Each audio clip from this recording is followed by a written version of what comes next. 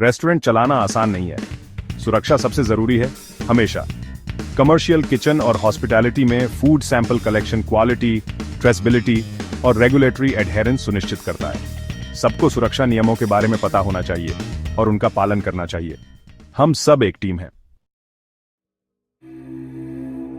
इस ट्रेनिंग के बाद आप ये सब कर पाएंगे, समझेंगे कि फूड सैंपल कलेक्शन क्यों जरूरी है, सीखेंगे कि कब और कैसे सैंपल लेने हैं, उचित स्टोरेज कंडीशन और अवधि का पालन करेंगे, ट्रेसेबिलिटी के लिए लेबलिंग प्रोटोकॉल में महारत हासिल करेंगे।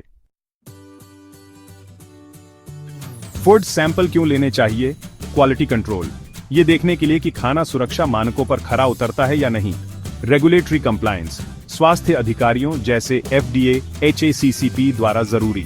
ट्रेसेबिलिटी, किसी भी तरह की बीमारी फैलने या ग्राहकों की शिकायतों की जांच करने के लिए। कानूनी सुरक्षा, विवाद की स्थिति में सबूत के तौर पर।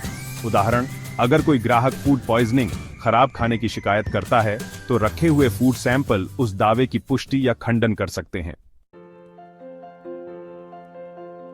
कलेक्शन का सही समय, खाना पकाने के बाद अंतिम उत्पाद की सुरक्षा सुनिश्चित करने के लिए, जैसे पका हुआ मुर्गा, सूप। सैंपल कैसे इकट्ठा करें? सही कलेक्शन के लिए कदम, स्टेराइल उपकरणों का प्रयोग करें, दस्ताने, चिमटे, साफ कंटेनर। सभी हिस्सों से सैंपल लें, जैसे एक बैच के अलग अलग हिस्सों से। क्रॉस कंटेमिनेशन से बचें, कच्चे और पके हुए सैंपल अलग रखें। तुरंत जानकारी लिखें, समय, तारीख, कलेक्टर का नाम।